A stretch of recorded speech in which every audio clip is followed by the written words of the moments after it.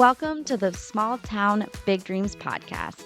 My name is Becky Waples, and this is the podcast that celebrates small town creators and shares their stories. A creator to me could be an entrepreneur, someone with a side hustle, a person with a passion project, even a social media guru, or anybody else who has taken their goal and is crushing it.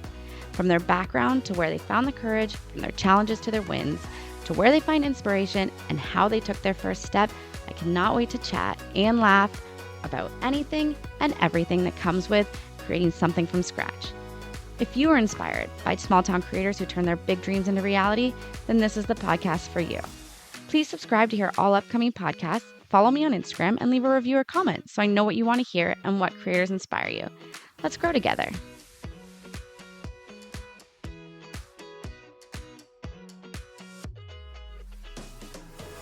Hey, it's Becky. I wanted to pop on quickly before Eric's interview.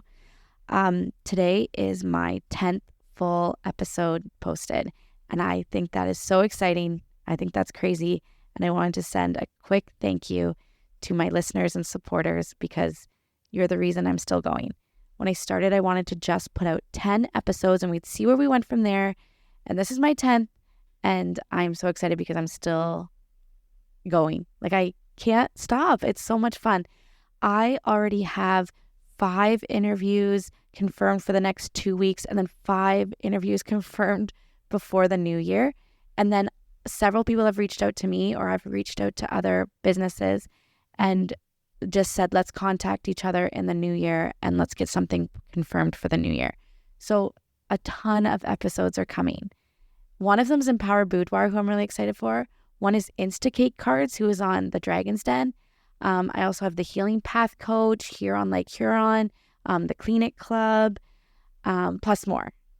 And I will be announcing the more on my Instagram, so make sure you follow that. I did a little bit of research on statistics of podcasts, so I wanted to share that with you quickly. According to the internet, there are 4 million podcasts out there, but 44% of those podcasts have less than 3 episodes. Just over 1 million, so 25%, have 10 or more episodes. And then about 8%, which would be me, have new episodes being posted weekly. And if that doesn't seem crazy to you, it seems really crazy to me. My numbers are small, but it's wild how quickly they're growing. Right now, I have over 600 downloads of my episodes, and I have over 60 followers on Spotify and Apple. I have 16 5-star ratings on Spotify and 5 5-star reviews on Apple, including one written review from Lindsay. Thank you so much, Lindsay. I really appreciate what you wrote. Also, just a quick reminder that if you follow me on Instagram, I am doing a few giveaways in December featuring some of my past guests and my future guests. I also like to post about my interviews on there, like I mentioned earlier, so that followers can ask questions. And you also get a little preview of who's coming up. And the follower questions is really fun and one of my favorite parts of the interview. So I encourage you to follow me and follow my stories so that you can ask a question to one of your favorite upcoming guests. You can also follow me on Facebook. And thank you to my Aunt Julie. I will be creating a website soon. So I'll let you know when that is up and running. And then lastly, I wanted to send a quick thank you to my sister who showed support. I did set up a account on buymeacoffee.com, and she went on there and donated 5 coffees to me. And she didn't have to do that, but I really appreciate it. And she's going to have to get over to Port Elgin here soon so we can go out for a coffee together. All of my information on how to follow and support are in the show notes, including all of Eric's notes. So take a look there. And if you have any questions or concerns, or you just want to reach out, you can also reach out at smalltownsbigdreamspodcast@gmail.com or on Instagram or Facebook. And I hope you enjoy this episode. Thank you. So today we're here with Eric. Hello. Hi, from Burke's Brickworks. Yep. And I met you through my old job at Shouldice. I met you, you must have came in the shop a couple of times, and I always like to follow our Masons. Mm-hmm. And you have a really good Instagram. Thank you. No, I appreciate you saying that because I don't think so. I just post whatever I do, and yeah. No, I think you're really good. And you were featuring our product a lot. Yeah. So someone would call and be like, hey, what does Brockton Estate look like? And I'd be like, hey, go on Instagram to Burke's Brickworks and you can see pictures of our estate stone there in all the different colors. Well, that's great because most companies, you would think they would refer to their Instagram and not someone else's. You know what I mean? Like, I thought yours was more like genuine and real, authentic. Perfect. Yeah. I'll take it. Yeah. And for me. Now, I do have a funny story because one day I got a phone call and they were building in Westlinks. Yeah. I might have told you the story. And I was like, well, check out Burke's Brickworks Instagram. And he was like, oh, that's my son-in-law. Oh, yeah. That's my wife's dad. Yeah, it was, that's funny. He told me that too. Yeah. Yeah. What did he go with? Brockton. Oh. Because I did a house in Brockton and the house had some siding with it. And there was like, it was really dark blue siding. And they had already chosen that color siding. And I was like, look at this stone and look how the dark blue pulls the dark colors out of the Brockton. And I actually just did a job. We did a job on last week. It was a little pool house and it was Brockton stone, but they like no siding. It was just stone. Yeah. And they used black mortar. Yeah. And if you put that Brockton picture next to another Brockton picture with like a different mortar, it looks like a different product. Oh, yeah. It's really cool. So I think Brockton is the only one that really pulls with what you put next to it. It looks like a totally different stone. It's really cool that way. I don't know how you guys did it or. I know. That's funny for my listeners. You'll have to check out Shouldice's website to know what we're talking about with Brockton. Yeah. But there's a house at Westlinks too that has Brockton on the like a skirt and it's got blue sliding. And I was like, this is my favorite house. It's like the second house in when you're driving in. And that's what he said. That's where he first saw it. Yeah, that's my favorite house in that area. And so I went to work and I Googled or like typed in our address and I was like, Brockton? Really? So that's funny you say that. Because I would say my favorite was the Roberval, which is the lighthouse. Yeah. And I think the Roberval it's nicest when people use the white mortar. With it. Oh, sure. Because people, they might just not know of other options. They just might grab a bag of mortar and just get the standard gray, which is fine. But it doesn't look nearly as nice when you use white mortar with white stone. I would even go as far, and now we're getting really technical, but I would even go as far as using white silica sand instead of like just brick sand. Yeah. Yeah, they did that on a house. Oh, a friend of mine built his house in Mount Forest, and you can tell the difference. Less creamier, more of a bright white. Yeah, and the sand reacts differently too when you're using it. Oh, so okay. It's like a totally different product. It's fine. Yeah, like it's fine to use. Like, see, I don't know these things. I only know the stone. People would ask me masonry questions, and I'd be like, oh no, I don't know that. You guys should though. They should. Right? Well, I had a mason ask their products. Yes, I had a mason ask me a masonry question, and I was like, I would ask you this question. Aren't you the expert? But yeah, you're right. They would come to work and they'd think I was the expert, and I would try. I would learn as much as I could without actually doing the work, without actually mixing the sand and the mortar. Right. Yeah. Yeah. But so we went on a little bit of a tangent at the beginning, but that's good. Yeah. It is a good way to know that I kind of know what you'll be talking about. Yeah. So let's start with you telling us exactly what you do and where you got started. Well, the term I like to use is I'm a mason.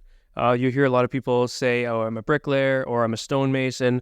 But to me, when you say that, that kind of, in my mind, if you say you're a bricklayer, I think you only do brick. But I like the term mason because I think it covers the whole trade. Right. You should be able to, a qualified mason, in my mind at least, should be able to lay brick, block, and stone. Right. This is your three, I guess, subgenres within the trade. So yeah, customers will always ask me, oh, do you do brick or do you do this? Like, if you can put mortar between it, I can do it. Okay. So if someone said a bricklayer, I should assume they'd only do brick. They probably don't. Oh, okay. But it's just more of a generic term, I think. I would think if you can lay a brick, you can lay a block. Stone. It's the same thing. It's just a different size and all that. And you should have been trained on all three products. But I just like using the term mason. I think it covers more of the trade. Okay. When did you start? When did you become a mason? When did I become a mason? Or like, did you go to school for it? Okay. Do you want like the whole story? I want the whole story. Okay. So I think it was September of 2011, I think.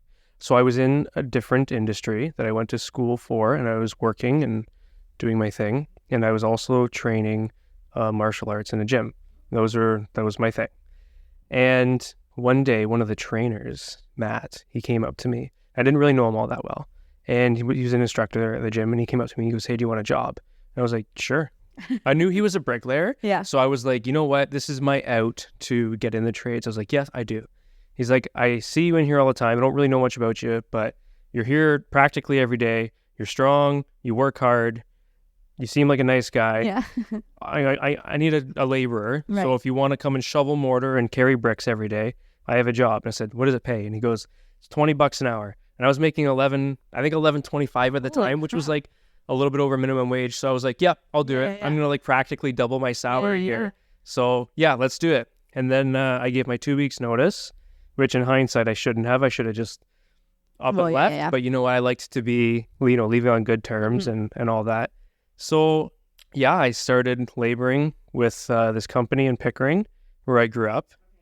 And I was shoveling mortar, building scaffolding, everything except the actual laying of the bricks. Okay. So I always describe it to people that are like totally not in the industry. I'm like, it's like the nurse to a doctor. The nurses do all the grunt work, all the behind the scenes work, and then the doctors, and I'm not knocking them at all. No. But the doctors come in and they go, okay, they see what the nurses have done, they make a decision, they do their thing, and they go on to the next patient. Yeah. Right? So the laborers will build the scaffolding, mix the mortar, set up all the materials on the boards, and then the bricklayers come in and lay the bricks. Right. And they make it look flawless, yeah, right? they get all the credit. Who did all the heavy lifting? It was all the laborers and stuff, right?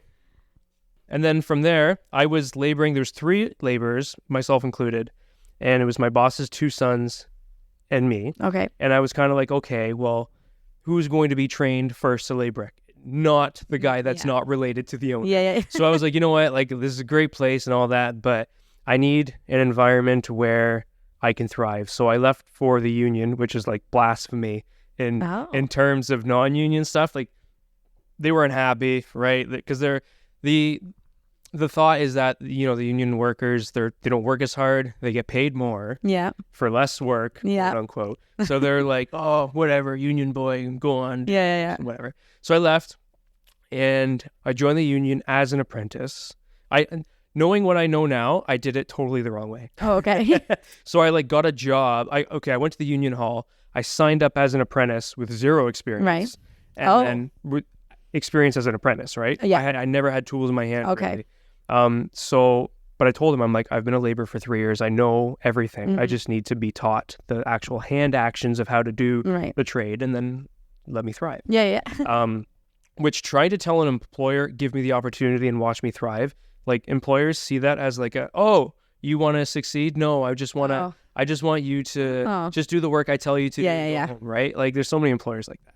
And so then I got sent to a job site and I was working away, and like the one company had like several crews. So I would work a couple of days with one crew, then get sent to another one, And I couldn't pick up any traction doing that, because by the time you get to meet people and the foreman sees what you're capable of or not capable of, in my case, then they just go, oh, well, we don't need a guy that doesn't know how to lay block. Like, we need people that know how to lay block. So they just send me to another one, and then I'd labor for a little bit there and then just do small. So you were just still a laborer. Yeah. So I was just basically, they just want you to be a cheap laborer, right? Because they want to pay a laborer apprentice rate, which is like half, basically. Yeah. So then, so I was doing that. And then while that was happening, my girlfriend at the time, now wife, she moved up here to Bruce County. Oh, okay. And then that was 10 years ago. And then she took a job up here out of university. And I stayed back and did that for 3 years. Oh, she's from Pickering as well? Okay. She's from Pickering. I grew up in Ajax. Yeah, so then I decided to start seeking out, actually, she decided to start seeking out employers for me up here, because she was like, either you're moving up here or we're breaking up, sort of thing. Oh, okay. So then I was like, fine, I'm coming. And she gave me a list of employers, probably 10 or 15 of them within Bruce, Grey County. And one employer got back to me. And they were all Masons? Yeah, all Mason companies up here. And one employer got back to me, and I was basically up here almost every weekend. I'd say 2 to 3 weekends a month I was kind of up here anyways. So I met with that employer. It was great. They said, yep, I can take you on in a month or 2 here. So I waited that month or 2 out. Yeah. Come springtime, I started working up here. So yeah, so that lasted I think 7 weeks, and I was let go. I got told that they thought they had more work coming this year than anticipated, and that they didn't get some big contracts, so they didn't have room to keep me. And I was like, oh, okay, so do you want me to just wait around while you like get some more work? And they were like, nope. Oh. So I was like, as an employer, shouldn't you be like looking for more work? Like, yeah. Isn't that your job? Yeah. And they were like, yeah, we won't be calling you. And I was like, all right, whatever. Yeah. So I took a day off. I went to the beach. My wife was like pissed. Her girlfriend, I guess, was pissed. And I went to the beach. I was like, you know what? Give me one day off. Just let me like refresh. Oh, yeah. It was a Monday. I was like, Tuesday, I'll start looking for work again. Mm-hmm. And by Wednesday, I think, actually, funny story, I posted a picture of myself on the beach on like Tuesday or Monday morning, and then my old boss from the union called me, and he's like, a couple of the guys said they saw a picture of you like not working on Monday. Is everything okay? I told him the story, and he goes, do you want to come back? Which was great. Like, he didn't have to do that. And I said no. I was like, I just moved. Yeah. My girlfriend's gonna break up with me. Yeah, like basically. It's either you or my girlfriend. Yeah. So then I said thank you, but no thank you. Then I think Thursday I found another employer. I was there for a year and a half. And then there were some reasons why I left. Right. But eventually things built up and I didn't want to be there anymore. Okay. So then I left that employer, and we were working everywhere from like Tobermory to Owen Sound. Like, I was driving a lot. Right. It was too much. Yeah. I wasn't getting paid a whole lot. So I left that. And then I got a job with a company here in Port Elgin, who I don't have a bad thing to say about at all. It was a great experience. And for once in my adult life, in my working career, I would actually wake up in the morning and be eager to go into work. Oh, that's like good. I was being taught things. Yeah. It was enjoyable. I got along with everyone. There was like, I don't know, 5, 6, 7 of us at certain different times. We all got along. It was like hanging out with friends while we're building a house. And it's like, that's all I wanted. Yeah. I just want to put the radio on in the morning. Yep. Have a coffee with the guys. Shoot the shit. Talk about hockey. Talk about our baseball games that we all played the night before. Yeah. And build a house. That's like the dream. Right. Yeah. It was perfect. And like, we were paid appropriately. I'm like, what is wrong? Like, what's the catch? What am I missing? You know what I mean? Yeah. And no one ever got yelled at. Not once was anyone talked to poorly by the owner or our boss. Yeah. So I worked for Matt for, I don't know, 5 years, maybe only 4. I can't remember. I'd have to look back. But I went to school 2 more times. And then I wrote my Red Seal test, and I surprised myself, but I passed on the first try. Congratulations. Thank you. Yeah. I was in school. We were doing the prep courses in school for the test, and I was getting like 40%. Oh. And I was like trying. Yeah. I'm like, oh, fuck. I can't say that word. Yeah. And I was like, oh, you know what? Like, I'm not going to pass. Like, I'm not good at school. That's why I'm in the trades, right? Like, it's not really fair either. Yeah. I'm like, I can do the job, but you want me to answer questions on how to do a physical job? Like, come on. Like, exactly. And like, it wasn't multiple choice. Like multiple choice. Yeah. Every time I took. It sucks. And so anyways, I passed like with flying colors. Just, I got like 87%. Wow. Like, I never got 87% on anything. Yeah. That's like double what I was getting in the prep course. No. I'm like, this doesn't make any sense. Yeah. Maybe the test got mixed up. Something like that. I was like, just give me the paperwork and I'm getting out of here before anyone finds out. Yeah, and then I went back to work for Matt for a couple of years, and I thought about it every day, all day, every day, about what am I going to do. And funny thing, when I first started working with Matt, I said to my wife, he's going to be my last employer for one of 2 reasons. Either it's I stay here the rest of my career and I could probably be just fine, or I stay here until I'm ready to go on my own.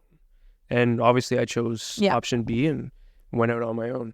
Yeah, that's like my big question. So why did you decide to go on your own instead of working for Matt? Well, I mean, like, I can give one obvious answer and just say financials of running your own business are always going to outweigh being an employee somewhere.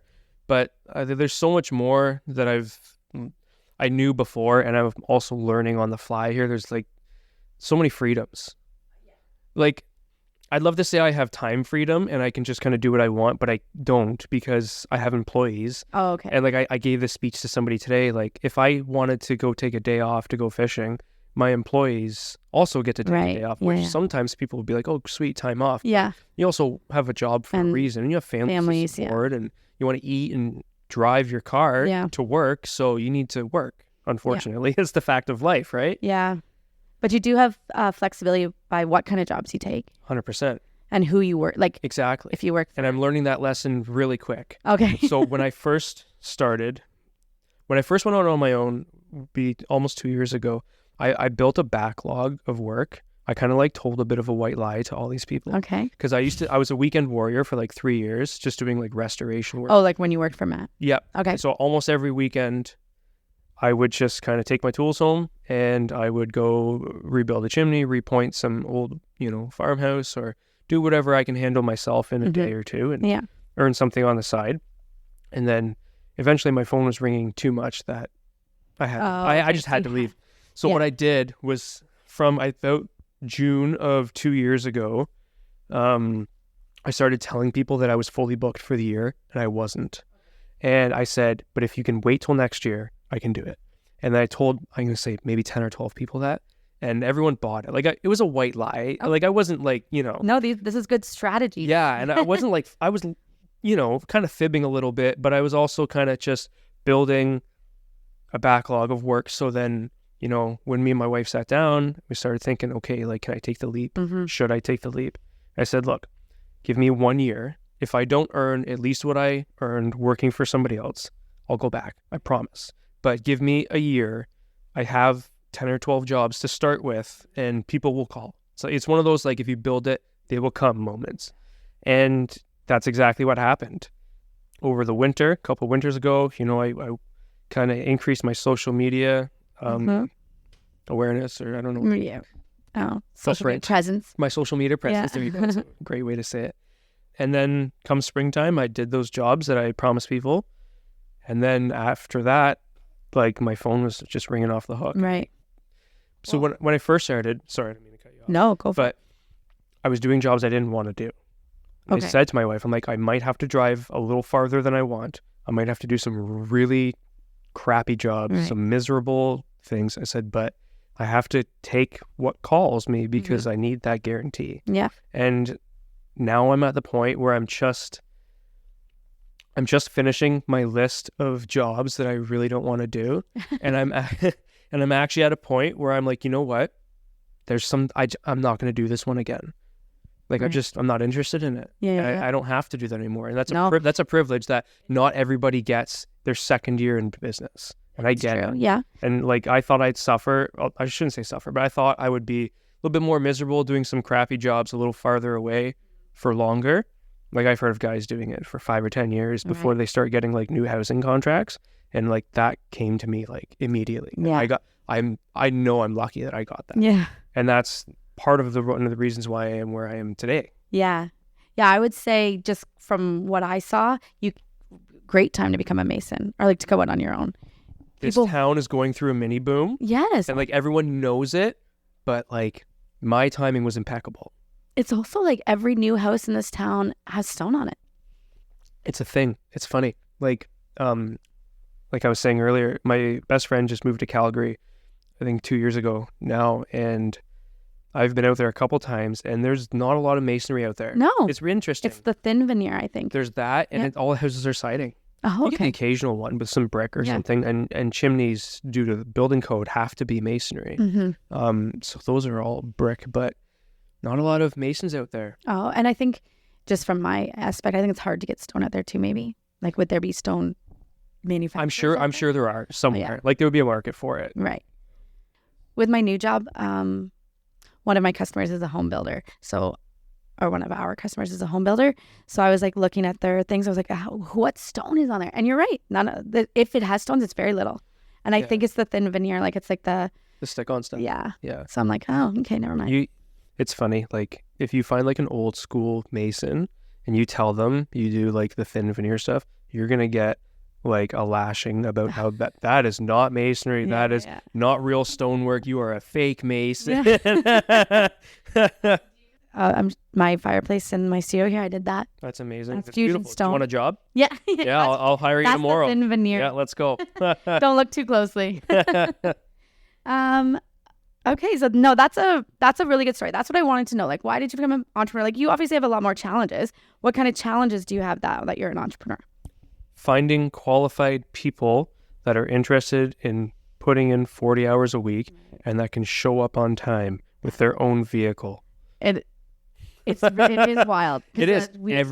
Every single employer, doesn't matter what industry they're in, will tell you the same thing right now. And there's this like thing going around right now where everyone's like, no one wants to work. Mm-hmm. Okay, obviously no one wants to work.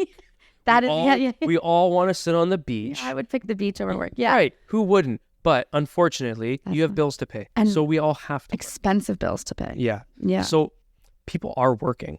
Like, there's not a group, there's not a generation, there's not this like cohort of people that are like, oh, we're not working, we're just staying home. Right. Well, who's feeding you? Yeah. Like, people are working. People don't want to work for bad wages anymore and bad toxic environments anymore. It's honestly toxic environments, I think. Yeah, 100%. Yeah. People don't want to work in those environments, so they're choosing other options. Yeah. Work from home, that existed 5 years ago and before, but COVID has really changed that. Unfortunately, my job I can't do from home. But you are right. Like, the construction guys are like, no one wants to work for me. They don't want to work for somebody who just bosses them around and tell them to do. Don't yell at people. Yeah, and I did, like, when I was doing HR, I did a lot of courses on how to like make an environment that someone wants to work in. Because I think the other problem is that they don't see a future buying a house. So they're still living at home, like young workers. Yeah. So they're like, I'm still living at home. This is a crappy job. I'll just go do something else. Like, I'll go do something else. I don't have expensive bills. When I was 16, 17, 18 working in a grocery store, I said this so many times and the managers hate it. I was like, I can make minimum wage at anywhere. Yeah. You guys are all going to pay me. Yeah. At that time, it was $7.25 an hour, right? Mm-hmm. I'm like, so it doesn't matter. Like, and I'm not the younger generation, but I stay at jobs when I have like friends there, like when I have a camaraderie there. And the way you were describing your jobs and you weren't talking about your baseball games the night before, like, I wouldn't want to stay there either. Yeah. What's that saying? It's like, people will stay at bad jobs because of good people. Yeah. And people will leave good jobs because of bad people. And that's like, it's so true. You hear about like work families or like your work bestie or something. Yeah. Oh, I've got tons of old work besties. I miss them all. Yeah. But that's really what it is. I think our generation is just expecting more from their employers or the newer generation. I don't blame them. Like I say, I don't either. I feel guilty, honestly, as an employer. And it's like, people are giving me their time and effort and physical capabilities, lifting heavy things. And I pay appropriately, but it's like, I feel guilty. You know what I mean? I don't know why I feel guilty. Maybe I'm just like, I don't know. Oh. It's like, I don't know how to explain. I was going to say, I'm not a therapist, but this is interesting. You feel guilty for giving people like a good job? Well, no, I feel guilty that people are out there working for other people to make you like rich, right? Oh. Like, that's ultimately what's going on here. Yeah. Right? Like, well, what did I say? You're working for someone else's dream, right? Exactly. People are building my dream. Yeah. 100%. And I'll admit it. But what do you want me to say? I think the trades is a little interesting because do you have apprentices? If I could find one. Oh, okay. Because I was going to say, you could be like teaching and training or the next Mason. The whole point of the trades. Yeah, exactly. That's actually where it's a little different. The term journey person means like long time ago, like before social media, before electricity, like back when the trades were like it. Yeah. And they were actually traded services. Oh, yeah. The term journey person referred to somebody that had taken a journey and you've worked for this person in this area. And then you went and you worked for that person in another area and you traveled and you learned different techniques all over the map. Right. Because the same thing is done differently everywhere. Mm-hmm. But ultimately the goal is the same. Well, yeah. Do you think that you can look at two different houses, one you laid and one someone else laid, and be like, I can tell which one I did? Not only that, I can go, and we laugh about this often, I can go, so my former employer, when I was working with Matt, I can show you different parts of a house and tell you who worked where. Okay, so I drive past the lighthouse and I'm like, you can tell Sheldon did this one, and you can tell that, you can tell somebody did this one, and you can tell that. Yeah. Eric did that. It's funny. I still point it out now because my friends that still work there, they'll post pictures online and I'll say, I know who did this. I know who worked at this front corner. I know who did that, because it's almost like an accent. Like you do like your own, like everyone has their own art. Like right. But everyone has their like go-to patterns that you kind of stick with. I think it's subconscious. I think you just have a habit of doing, okay, I know this stone works well with this one and this provides me with this outcome. So I'll do these 3 in a row. It is. Yeah. It's a backwards puzzle. It's a reverse puzzle. I'm taking stones off of a skid and building and putting them in order. You know what? Now that you say that, there must be a house. I think it's in West Links, and I think it's like it was like the Laurier. It's like a more of a yellowy orangey one. And I was like, you can tell that someone, like, there's some smaller bricks. Or either they used all the big stone over here, so they just did a bunch of little stone over here, or the one mason obviously preferred to work with the littler stone and did that area part of the wall. In theory, you use everything equally. Well, off of the skids, you're supposed to. Yeah. I shouldn't say this, but I can tell sometimes just from pictures which other companies build the house. I don't know what it is. I just have a knack. I have an eye for it. I can just tell, I know who did this one. Well, I was the same. I would be like, oh, that's our stone. And then like identical color and everything, that's not our stone. You could just tell like by the edges, they had rougher edges. Ours was kind of smoother, softer. And I am going to be a stone snob forever now after my years there. But it's funny, like I'll be walking anywhere, downtown, anywhere. Yeah. And my wife will be like, oh, you're looking at the brick, because I'm like talking, but I'm looking up like at this house. And she's like, oh yeah, you're looking at the bricks. You're not even paying attention. Yeah. I used to go for walks down and around, and I'd take pictures so I could go if I didn't recognize the stone. Yeah. So I could go and see what, like there's one house that has the big 290, 590s, I think. So I was like, I want to make sure that I just wanted to double check. So I'd take the picture, I'd go to work to look up the address. Yeah, I'm a little bit of a snow. So we have covered a lot already. So I have to like go through. Yeah. Share some memorable or interesting experiences you've had. Memorable experience. Yeah. And it could be working for yourself. It could just be in the masonry industry. Yeah. This is, when you gave me this cheat sheet, this is the one that stuns me. Like, I don't, like, everything's kind of memorable. I think I remember, like, negative experiences, and this is probably just human nature. I remember, like, negative experiences more than positive. Yeah. Like, maybe I've had some, like, I shouldn't say negative customers, but you run into people that are kind of, just generally not pleasant to deal with. Like, I've had some people like keep reinforcing that they need free quotes, and I'm like, yes, it's always free. Like, don't worry, I'm not charging you for me. Does someone charge for quotes? There has to be people out there. If they're asking for quotes. I guess, and if that's your business practice, that's fine. Like, you have to. Your time is money. Yeah, that's true. And maybe they were getting 100%. Yeah. The deeper I get into this, the more I realize that I have no time to myself. I have no time to do the little things, which means that the time that I do have to do things is extremely more valuable. Maybe not valuable to somebody else's bank, but valuable to me, because you only have 24 hours a day. You have to use it appropriately. Yeah. Do you outsource anything? I'm only asking because my last interview, we talked a lot about outsourcing. Yep. I listened to that last night. Oh, okay. I outsource a little bit, not a lot. I mean, like, I have an accountant. Yeah. Obviously, I have zero time for that, nor do I have the knowledge. I outsource some of my graphic design. Okay. Which I think we did mention that. We talked about a little while ago. Yeah. That's been flawless. Fiverr is an excellent tool. Yeah. Spend $10 on a graphic for something. I don't know how to use Photoshop. Like, here, take my $10. Exactly. They delivered in like 24 hours. Like, done. Yeah. Thank you. See you later. I used Fiverr once because I wanted like an outline for my tattoo, and it was like horrible. But I was like, I only spent $5, so I was like, well, whatever. I lost $5. That's like hardly the cost of 2 coffees now, anyways, right? Oh, not even a Starbucks. Yeah, $4. Yeah. I bought my boys banana bread and a cake pop on Monday night, and they wanted $9 from me. And I was like, guys, we only get Tim Hortons muffins now. That's like $3. And you have to tip on their iPad for it now too. They're kind of nice because I find that Subway's like tip 15%. So sometimes like Subway's not cheap anymore. No. So you're like, I'm just tip them $5. At least Starbucks is like $1, $2. I click $1. I do it too, like, honest to God, like, if all you're doing is providing me with the drink and I'm giving you $3 for the drink, The most I'm giving you is an extra $1. I know. I normally tip because I'm a server. I served for several years. The worst part about this, I think, is that now that all the iPads and whatever you use to for your payments, now that it's all digital and people are not paying in cash, all your tips are taxed because they're going on your paychecks. It might, depending on how much you work and how much you get tipped, it might backfire. I wanted to ask like masonry specific questions. Sure. How should a customer, how a customer should choose what type of material to use? Like, can you explain the different materials you work with?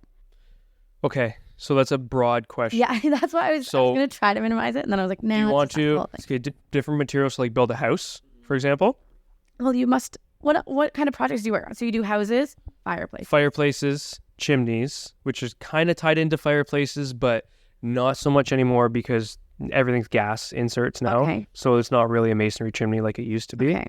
So the chimneys that I do work with are usually they're almost always in older homes, and they usually have been converted to gas anyways. And then I guess the fourth type of work I would do would be restoration, like historic restoration. Right. Oh yeah, because you posted that on Instagram. The one on Mill Street. Yeah. The garage. Yeah, that was like I think this is the coolest project. That was a very cool project. Yeah. That's what I really like about your Instagram too, is when you ask things like, how many brick do you think that I either took down or how much brick it took me to put that up? Yeah. I love that engagement stuff. Yeah. I have fun with the business. Yeah. Like, why not? The best part, there's no rules to it. I can do whatever. Yeah. I can do anything I want about my business. Yeah. And I can lose customers, sure. Wow. But I mean, like, I wouldn't do something that would. Well, I think like if someone thought your Bruce County getting laid joke was not funny, like, that's okay. I don't really want to work for someone. It's hilarious. That's funny anyways. Yeah. Where do you think I got the name for my company from? Yeah. Oh, Brickworks? What's the acronym for? BBW. Oh, no. Oh, that's gross. No. Sorry. But that is funny. I do think that too. Like, if you don't want to get the joke, then that's fine. There was one complaint to the CRTC about my radio ad. And I've heard it. They didn't even tell me about it. They just told me, I was in passing with the people on the radio. I was just chatting with them. And they were like, oh yeah, we did get one complaint, but it was nothing serious. So I was like, whatever. Really? Yeah, some curmudgeon probably just got upset. It's the Bruce? Yeah, the Bruce, yeah. The Bruce is like edgy radio. They're great. They are exactly what this town needed for radio. Yeah. It's awesome. Yeah, I never listen to the radio now because I don't drive anymore, but right. When I did, it was always the Bruce. So yes, I have heard your ad. That's fine. Now it comes back to me. Okay, so you said you grew up in Pickering. Yes. Ajax, yeah. Okay, and you were a mason there, and then you moved up to Port Elgin. Yep. To be with your girlfriend. What would you say is like different? What's the unique challenges that come with working in a small town? Everyone knows everyone. Right. And if you make an error or you treat somebody like a customer poorly or you do a bad job, everyone's going to know about it. Right. Whereas in the city, like in the GTA, there's 6 million people. I might never, ever run in, like if I did a bad job in Pickering or Mississauga or something, you're never going to see me again. Right? You pay your contractor and a month down the road, you're like, oh, you know what? I'm actually not happy about this. How many times have you seen it on the news that you have shady contractors changing their numbers every 6 months? They don't even have a website. They're just like someone with a truck and a handful of tools, and they, rip a basement apart and take a deposit and then never return. Like that happens. You can't do that. If I did that up here, I'd go bankrupt because I rely on my business to feed my family and pay my mortgage. Yeah. And if I have 2 bad months in a row, I got to call the bank. Right. And I can't afford to do that. No one don't want to do that. No. Right. So I'm forced. I shouldn't say I'm forced to do a good job. You should be doing a good job regardless. But everything has to be done 100%. Yeah. You take a little extra time. 100%. Like I always joke with people, there's perfect and then there's like really perfect. Yeah. Right. Yeah. No, that's a good answer because you're right. You're right. And I find that a lot of people say like everybody knows everybody. And there's kind of, maybe Port Elgin's a little different, but in Lion's Head, if someone new comes in, we're all kind of like sketching and looking around. It's so hard. You really have to prove yourself. Yeah. Have you found that here? Okay, so here's another aspect. Breaking in. Exactly. I've accepted this, but I am not from here. I will never be from here. I, like a lot of people now that live here, came from somewhere else. Well, and Port Elgin's the old school generation of Saugeen Shores and Port Elgin will never accept me as like an original. Be one of them. I'm not from here. Yeah. I'm an outsider. And that's fine. I get it. That's small town mentality. Yeah. But for me to break in is like, hey, we've known these other people down the road forever. My grandparents had their house built by them. Yeah. My parents had their house built by them. I had my parents built by them. Why would I choose the new guy? Yeah. Yeah. I do, like I'll tell people a lot, like I'm from Lion's Head. And maybe it's a little different because I want them to know, I'm from Bruce County. I'm not completely out of the area. Yeah. I am from Bruce County. Yeah. But then I also am like, I'm from a smaller town than you. Like I know the small towns I know the small towns better than you do. Town. Port Elgin? No, I'm just like, I'm speaking for somebody like else. Yeah, being like, Port Elgin's not small. Lion's Head is small. Yeah. It's like single digit population in the wintertime. Someone was once like, oh, I went to this crazy town. They didn't even have a Tim Hortons. I'm like, yeah, Lion's Head doesn't have a Tim Hortons. They don't even have anywhere to get you a coffee. I'm actually working in Lion's Head right now. Oh, really? Stokes Bay. So on the other side of the highway. That's where I grew up. Yeah.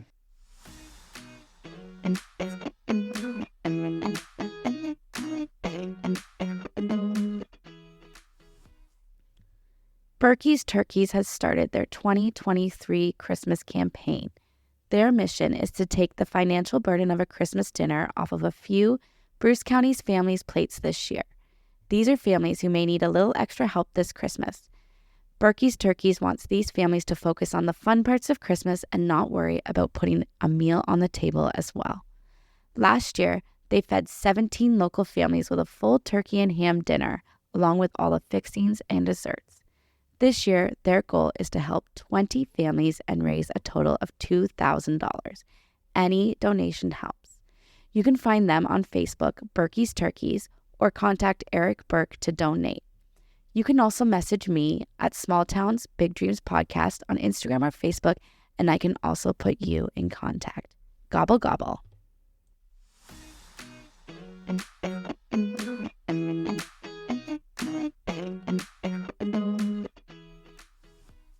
You must have, I think my husband actually asked me if I should ask you if you have collaborators. Like, who do you work with mostly in Saugeen Shores? Collaborators as in, like, people working with me? Yeah. So, like, I have employees that work for me. How many employees do you have? 2 right now. Okay.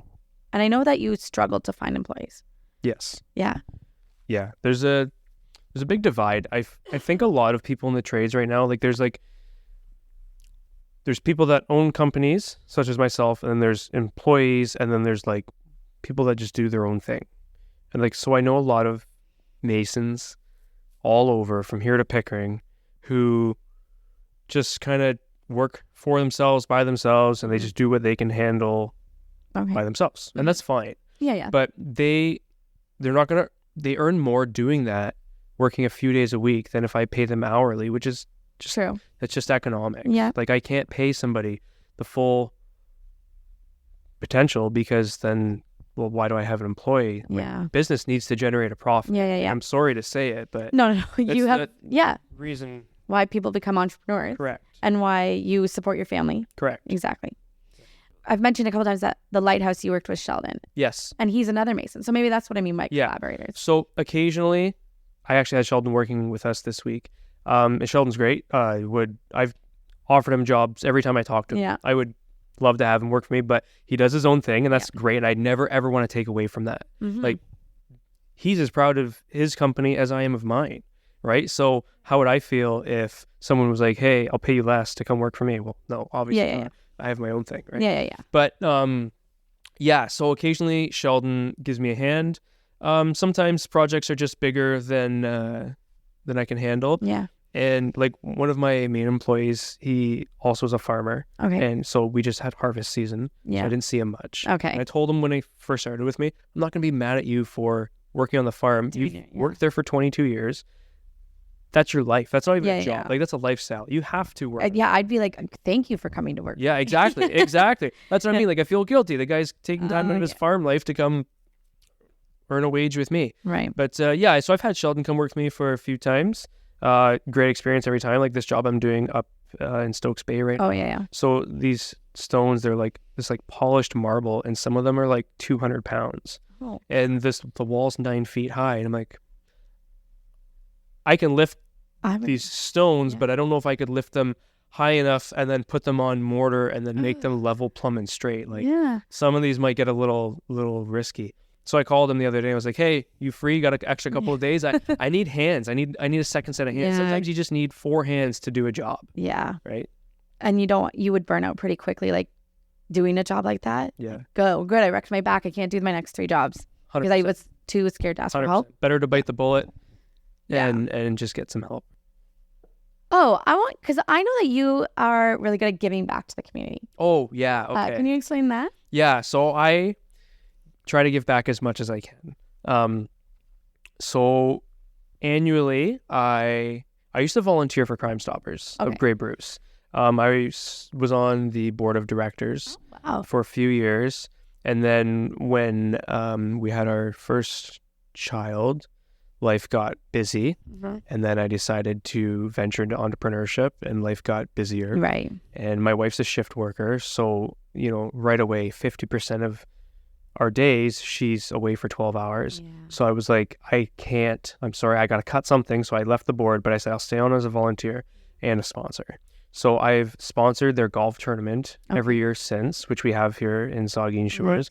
And it's a hit. It's a great time. Yeah. I'm not a golfer, but I will volunteer and sit at a tee for 8 hours and watch people golf. Okay. And, we have celebrities come out every year. Yeah. So usually a retired hockey player. Oh, yeah. I feel like you met. Who did you meet? We had Doug Gilmore out a couple of years ago. Billy Smith was here. Can't remember some of the other guys. My husband's a big golfer. We had Mike Krushelnicki here a few years ago as well. Yeah. Yeah. I'll get my husband to put a team in this year. Yeah, do it. Yeah. I hate golf. So I sponsor. I'm not a golfer. I would go. Like, I would sit at this hole with you because thank you. I would go. Like, all my friends golf, but not a thing for me. Yeah. But I'll sit there and hang out. Yeah. So I do that. I just recently sponsored the girls' silver stick tournament here in town, which I think it's big. Hockey's important. It's a big hockey town. It's a big hockey town. And these small tournaments rely on sponsors to function. Yeah. Like, you can have volunteers all you want, but things still need to be paid for. Referees, arena, all that stuff. It's expensive. So, I'm proud to do that. And they just actually asked me to present an award. Turns out I thought I was sponsoring, can't remember what it was, a dressing room or something like that. But it turns out I'm sponsoring an entire division. Oh, wow. So they've asked me to hand out the award after the final game. That's very cool. Yeah. Yeah. So I've sponsored another athlete in town, an MMA fighter. I did that for one of his events a few years ago. And then I also have my own little, I don't know if you'd call it a charity or a foundation, but I don't know if you've seen it, but I think I have. Decided to last year. What I wanted to do is I was going to give out, I think, 5 turkey dinners for Christmas, for the whole thing for underprivileged people. Yeah. And then that blew up from me doing 5. We did 17 last year. Wow. And I was like, okay, so this is a thing. People started donating me money, and I was like, okay, now I have to do this. Yeah. I was like, this is going to go from like a nice gesture to like, now I'm responsible for other people's money. Like, one guy, he chose to remain anonymous, but messaged me on Facebook like the first day I did it. First day I announced it last year. He goes, hey, what's your email? I'm going to send you $500. I was like, are you sure? Yeah. I was like, you don't know me. Like, I could be a scammer. You're right. I'm warning you. Like, you sure? And he said something. He's like, I trust you. You sound genuine. And if it's a scam, then shame on me. But I'm doing it. So he sent me $500. So then we had 10 dinners. And then people just kept donating. I was like, well, okay, now I got to do this. So I decided to call it Burkie's Turkeys. Yeah. So that was a thing last year. And then this year I just got it running again. And the same person messaged me. He goes, hey, you still got the same email address? Because I'm sending you $500 again. I was like, I guess we're doing it. So yeah. So I have that. So Burkie's Turkeys. Burkie's Turkeys. That's my little foundation. We're on Facebook. Are you? Yeah. So if you wanted to like that page. Or, yeah. I saw. I think it was this week. I think it was like a couple days ago. Somebody on Facebook was like, "We have a family. They just left an abusive situation." I can't really remember. I know which post you're talking about. Yeah. And then someone tagged you in it, like, Eric, what can you do? And I was like, and then someone else commented, "He's already donating to the family." Oh, I knew. Really? When I saw the post, I was like, "Oh, I think I know who this person is," because I'd already been in contact with them. Oh my gosh! So how do they find you? Word of mouth, I guess. So it's all social media. See, if I was known for the person that helps underprivileged families, that's like a huge. Yeah. I don't know what the word I'm thinking of, but like that's like huge. Yeah. Well, I just think it's like, to me, food is essential.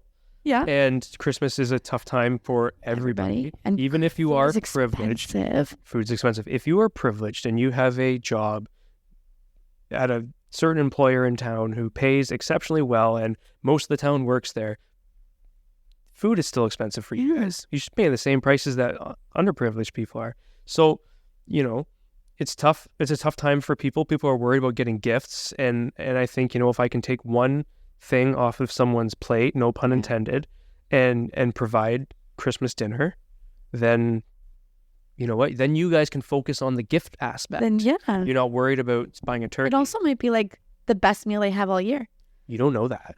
Actually, what I've learned from doing this I've hardly dipped my toes in the second year of it now. There's a lot more people out there that don't get 3 meals a day. Yeah. Like, it's sad. And it's like not just grown-ups who can provide for themselves. Like there's there's a girl in town who has been exceptionally helpful with connecting me to the schools. We did 3 dinners for each of the 3 elementary schools last year. Yes. Yeah. So we did it through the school. So I gave the food to the principals and they dispersed it to who they felt needed it. Yeah. And it's like, there's kids out there that don't get a dinner. Like, it's depressing. Yeah. Like they do say that, like some kids, the only thing they eat is like breakfast or the breakfast club. Yeah. It's just sad. Yeah. But also, like, when I started this last year, there were so many people out there that messaged me. They're like, "Hey, I also run a gift exchange program. I have 7 families that need it, or I know someone, let me recommend someone." And there's all kinds of people out there that are also doing things like this, which I think is amazing. Mm-hmm. So people are helpful. Yeah. This town is great. Like I find this town, I've only lived in, 3 towns in my life, but I think this town has a really sense of close-knit community vibes. Mm-hmm. And I think I just think it's a really cool place. I want to do something with you for that. My mind's just racing now. Have you ever done events to raise money, or it's just all? No, it's all privately. People send me an e-transfer, and I have a ledger at home and an envelope with the cash in it. And then last year, I was in contact with the Independent here in town, and I wasn't asking for donations. Right. I just said, I need 17 turkeys. Can you just hold 17 for me? Yeah. I will come and purchase them. And then when I went to go pick them up, they were like, "Oh, no, it's okay. We're donating these." And I was like, "Oh, wow. Okay." So now I have $50 times 17, 17 turkeys to play with. So then I bought people hams. And then so we did a whole dinner, the buns, the veggies, the whole thing. And then I still had money left over. So then I just got $20 gift cards and put them all in there too, right? That's great. Yeah. Yeah. The one thing I do miss a lot about my old job is event planning. So I'm how can I get into event planning? And so I want to rack my brain and we can come up with it. Hey, we're going to do something then. Yeah. Maybe not this year because this year's kind of going to get tight for time. It's too close. Yeah. Christmas is going to come faster than you think. Yeah. And it might be, it might be hard you might have to apply for a charity number or something, but we'll come up with something. We can do that. I think so. That's one thing I've learned in business. You can do whatever you want to do. Oh, yeah? If you want to get a charity number, a registered charity number and run a charity, go do it. I love that. So easy. I love that. I love this conversation, but I do have a little bit more. So I really want this podcast to inspire people who are I can't do work for myself. I can't do it. What advice would you give to someone who wants to start a small trades business? Okay. Or a career in masonry? Go do it. That's all you need to know. If you want to do it, then do it. If you're finding reasons to not want to do it, then you probably don't want to. Well, I think there's always like a little voice in your head. Probably most people's heads, and there's like, you can't do it. It talks to me every day. Yeah. I quit my job and I close my company every day. Yeah. Honestly. And there's been times there that I've probably fired all of my employees in my head hundreds of times. Yeah. Where I've said things in my head that I can't repeat, and I've screamed and yelled in my head. But that's, I don't show that. Yeah. I can't. Yeah. But like, yeah, you're always going to have that doubt. But okay, so here's what I think. This is what I think people should do. Go get a job in the field you think you want to go into. And it's okay to not like it. Like in your 20s, if you don't have like financial responsibility, if you don't have houses, you don't have cars or kids, you might, but do it when you're young if you can. Go get a job. And if you like it, show up every day and keep doing it. If you don't like it, switch jobs. Find something new. Yeah. Like, you don't need to spend your time doing something you don't want to do. Yeah. Go enjoy your life. If you want to cut grass for a living, if you love cutting grass, go work for a property management company. Yeah. They'd love to have you. Yeah. Because they need people. Yeah. I always think if you like doing dirty jobs, you could totally work for yourself. Oh, yeah. Yeah. I would love to hire somebody to cut my grass. I mean, I have my husband, but of course, if he wasn't here, I would not be doing that. I would be hiring someone to do that. The less people want to do it, the more you can succeed at it. The more you can charge too. Yeah. Right. I'd like to ask, like, do you have a small business hack? Small business hack it's kind of tying into what I was just saying, is use the resources available to you. There's a world of resources in your phone, in your pocket, and everyone has it. Okay, 15 years ago when I was in high school, social media was just starting. It was hardly even on phones. Not everyone had a smartphone. YouTube hardly existed. Twitter didn't exist. Instagram didn't exist. You had Facebook, which was like an A to P portal. You could just post a status or a picture. Yeah. There was no, hey, I'm starting a business in a, community groups didn't exist. Yeah. You couldn't just run a Facebook. I can run a Facebook ad while I'm talking to you right now. Yeah. And it cost me like $10. Yeah. The resources that people have today to start a business, it's like unfathomable to us 15 years ago. Like it just didn't exist. It's new technology. Kijiji existed, but it was on your desktop at home. It wasn't in your pocket. I can sell you stuff while we're in, if you're in school. Yeah. At recess, you can go on your smartphone and sell things on Swap and Sell Marketplace. I do think, like, if you're a young person right now, the world is your oyster. Do whatever you start something. Yeah, like, it's so easy. Obtain a skill first, right? Like, get really good at something where you can go to somebody and charge them money to do it for them, right? Like, okay, you can cut grass for your parents, and I'm sure it's fine. But can you cut grass to like an exceptional, like pristine industrial quality? Yeah. If you can, go buy a lawnmower for $300, or probably find one for $80 on Swap and Sell, and go door to door and knock on the doors and try and cut grass for $25. There's a kid. I don't even think he's the kid with the trailer on his bike. Yeah. I see him. He drives around my street all the time. He's like 12. He's gonna be a millionaire. Yeah, with the blonde hair. Yeah, unless he doesn't really want to do it. But I mean, like, that kid's got a little trailer behind his bike with a lawnmower and a can of gas on it. Like, as a parent, there's only so much motivating I can do for my child. Yeah. That kid is motivating himself. Yeah. He likes the money. That kid's going to have a car before any of his friends. Yeah. That kid's going to, if he wants to go to post-secondary education, he's going to pay for it himself, and he's not going to have student debt. But he's not going to go to post-secondary. He's going to start something. Well, we don't even know this kid, but I picture him like, I picture a kid that is that motivated, because you're right. He's always out doing something. Yep. Is going to there's money to be make made profit really everywhere. Quickly. Yeah. I read somewhere, like, there's someone will always pay for something you have. There's always someone out there. You just got to find them. Yep. And if you're willing to go out there and grind and hustle, they'll find you. Yeah. Post on social media. Hey, I'm cleaning eaves troughs. Get up on a ladder and get your hands dirty. That's what my husband does. Yeah. Clean an eaves trough. How much would people pay? Probably a couple $100 for you to go around their whole house and take the leaves out of their eaves trough. Yeah. So my husband, when I was still working, my husband's like, I'm going to quit my job and start an exterior clean team. And I was like, no, we need that steady income. We need that steady income. And then obviously I got motivated. Like I had a little midlife crisis, and now I'm doing this, and I'm like, when are you going to quit your job and go start Stocking Shores exterior clean team? Yep.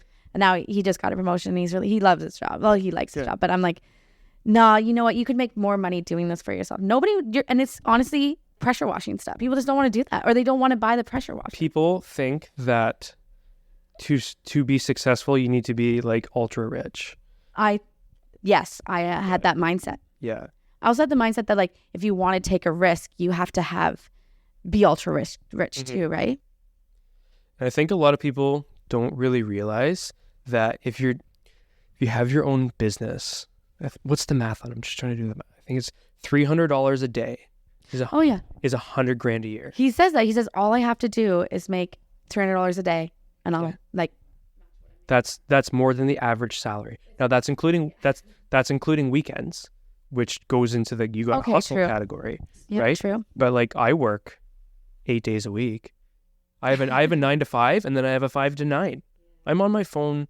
Well, yeah, I was gonna say like you must do all your own invoicing. You must do your quotes. You must do all the email back. I don't have someone to do it for me. Okay, so I just started a new portion that I didn't put in here, but I have a new part now of the podcast, and it's going to be questions that I ask on rapid fire. Let's go. No, rapid fire is end. This is okay. This is because I posted on Instagram. Does anyone have any questions for you? And you reposted it, and so I got good ones. Good. Yeah. So let's start with Jonesy 494949. Okay. What is one of the biggest difficulties on the job? One of the biggest difficulties? Well, I mean, like there's physical limitations to it.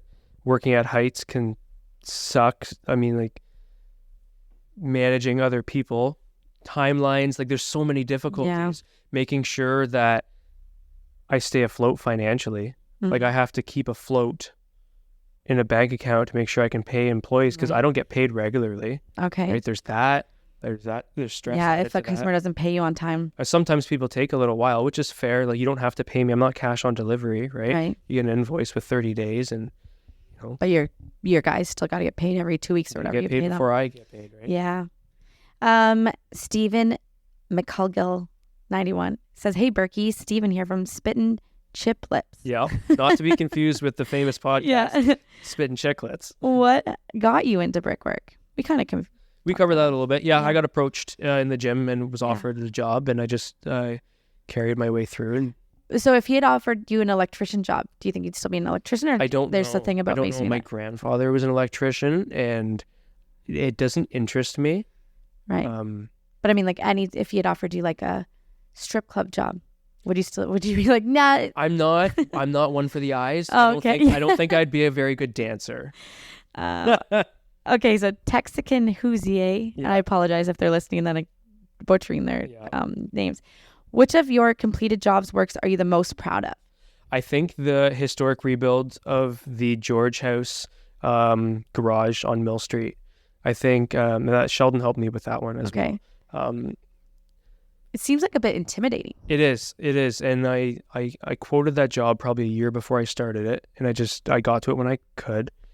And we lined everything up and everything was perfect and it went so well.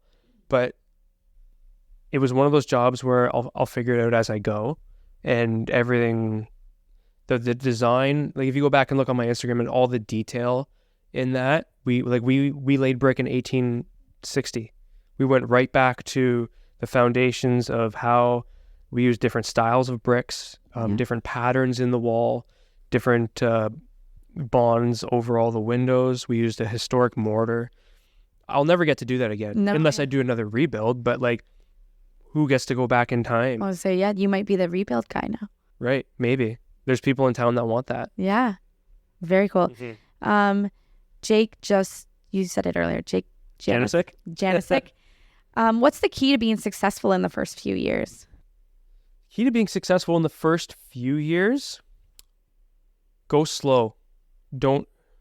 I spent a few years starting the business. Like I said, I was a weekend warrior. So I've actually had the company, I think 5 or 6 years now. I've only been full-time for 2. Mm-hmm. So I worked a little bit on a weekend, save some money, go buy bigger tools, more important tools instead of renting them. Don't take on more than you can handle.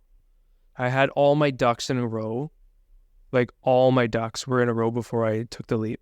So like I hired an accountant 2 years prior to going out on my own. And I was only making on my own like 15, 18, 20 grand on the side, which is not a lot of money. The accountant was costing me $1,500 a year. And I remember someone in my wife's family said, how come you're doing this now? Like, it's a lot of money to spend on someone else. Like, and I said, you know what? It's because when I go to take a leap, I don't have to source this out. Yeah. Nothing changes. I'm just making more. Yeah. And I have all my ducks were in a row. And when I did take the leap, I didn't have to find an accountant. I didn't have to get a business number. I didn't have to learn to do taxes on a large scale. I did that while I had the safety net of my income from an employer. Yeah. And like we said earlier about outsourcing, it would probably be intimidating doing that by yourself. If I had to do it all at once while working 50 hours a week. And did the accountant give you like business advice? Absolutely. Yeah. All the time. Yeah. I call him all the time, and it's like I just ordered a truck and I called him, I was like, should I? Can I? What's like my benefits to it? Should I do it this year? Should I do it next year? Yeah. So like the outsourcing, like I always think like you will go further. It feels like a lot of money at the beginning. Like you're like, you can't afford to put an extra $1,500. But then the advice they probably gave you, I made that money back. Valuable. I make that money back by not spending that time. Yeah. That's the other thing, right? Right. Did you want to answer this one? What's the best way to work taxes as a new business? Get an accountant. Yeah. Yeah. Don't do it yourself unless you are an accountant and you're running an accountant business. Then it's a little bit different. But don't do it. Get someone who is knowledgeable in the taxes industry and pay them to do it. Yeah. That's, you go to work to pay people to do things for you. Yeah. And one of those things is taxes. Yeah. I'm not touching that. That's not my job. Yeah. Okay, last one. Did you go wide or niche to start your business? What does that mean? Like, I think what he means is like, did you say, I'm going to cover it all? Or did you say like, I'm only going to cover chimneys? Okay. No, I guess wide. Just like I mentioned earlier, I had to take what was called. Right. There wasn't much I said no to right away. I'm at a point now where I can be a little bit pickier, and I'll kind of, send them a little to someone else. Maybe if it's a little farther away. Right. Yeah. I'm not going to drive more than an hour for work. So yeah, Stokes Bay. Yeah, that's about. But that's a tricky one. Yeah. It sounds like you do like unique jobs. Or do all Masons do unique jobs? And I just don't really see that. Yeah, I don't know. I can't really speak for anybody else and what they choose to do. But some people kind of fly under the radar and they will stick with a builder for their entire duration of their career. And they just do the next house the builder gives them. And that's great. That's consistent. You never have to advertise. You don't have to know exactly what you're doing. Exactly what you're doing. You get the same connections. You don't have to learn, the styles a different builder might want something different. Mm-hmm. It's, Groundhog Day sort of thing. Yeah. All right. So those are the questions from Instagram. Okay. Thank you to those who asked, and thanks for posting on your Instagram. So not a problem. Not a problem. Yeah. So let's do our rapid fire round quickly, and then we'll close up. Sweet. Okay. So would you rather lay brick or stone? Stone. Do you like natural stone or manufactured better? Manufactured. Would you rather do a fireplace or a house? House. We know this one, but would you rather restore heritage or build an urban house? Or like urban-y? Does that make sense? I like building new. Oh, okay. New things. I mean, the heritage is great. You get to, do things that isn't so common anymore. Right. But yeah, I'm a new construction. Okay. Would you rather work on the hottest day of the summer or the coldest day in the winter? Coldest day in the winter. Okay. You want to know why? Because when you work and you're lifting heavy, your body temperature rises. Oh, and yeah. like I'll work in the wintertime in shorts and a t-shirt. I've seen that. Because under my tarps, it'll be 25 degrees and beautiful. Whereas in the summertime, when it's 35 degrees out and you start lifting heavy, it's 60 degrees out. And that sucks. Would you rather be known as the fastest Mason or the most creative? Most creative. Would you rather work really high on scaffold or like in a deep underground place? Oh, probably high. Okay. Yeah. And then my favorite question to ask everyone is, and it's not a rapid round, but if you were on death row, what would your last meal be? My last meal, if I was on death row, pizza. Hands down. Anyone that knows me knows I was going to answer pizza. Okay, because I also like to add your favorite, like what do you put on, what's your favorite pizza? I don't know. You'll eat everything. No, I wouldn't. There's some toppings I wouldn't, but like I'm like a pizza connoisseur. I have the words pizza tattooed on my toes. Really? Yeah. If someone says to me, if I'm like, what should we order for pizza? And they're like, just pepperoni. I'm like, but when I'm in a group of people, like my wife's family specifically, they get me to do the ordering because they're like, the pizzas you order are better than what we order. I love it. Yeah. Do you like pineapple on pizza? Absolutely. Pineapple, for the record, belongs on pizza. Thank you. That's like being food racist. Yeah. When you say something doesn't belong here, no, that you don't like it. It's different than it not belonging. So that is so funny because I love that. I want you to order a pizza now. Maybe we could do Burkie's Turkeys and pizza party. Yeah. We'll do like a pizza fundraiser next year. That's what I mean. Yeah. That is very funny because I love pineapple on pizza. And I always like 4 or 5 toppings. Like if you only want one topping, I'm like, boring. Depends on the pizza, I guess. But yeah. Sometimes, I mean, like there's nothing wrong with a pepperoni pizza. No, pepperoni pizza. I order for my kids. I always take a piece because it is good. Pepperoni pizza is good. Who makes the best pizza? For like the fast food pizzas, not like Domino's is probably a top 3. Pizza Hut is really good.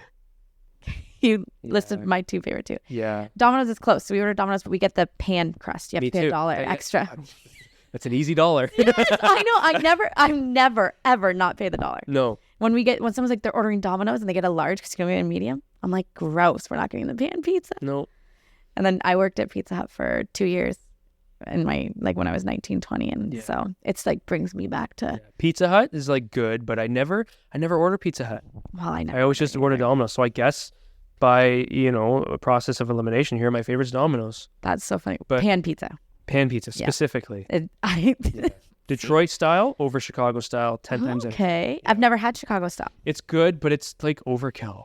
Like we were in Chicago probably 7 or 8 years ago. It's a great town. I've been twice. My bachelor party was there. It's very cool. Different trip than it was with my wife. Great times. I love Chicago. It's a wicked city. Yeah. Their pizzas, like we got Giordano's, which is like, I think it's more commercialized. Like they have franchises, but it's like an authentic Chicago style deep dish pizza, and it's like too much. Oh. It's like you can't pick up the slice and eat a slice of pizza. It's like it's messy. It like you need a knife and fork. You almost need a spoon. Oh, really? Because it's almost that much sauce. Yeah. And I'm a sauce person, but I do love cold pizza. Nothing wrong with cold pizza. It's probably better. Next morning pizza is probably better. Do you ever get barbecue sauce on your pizza?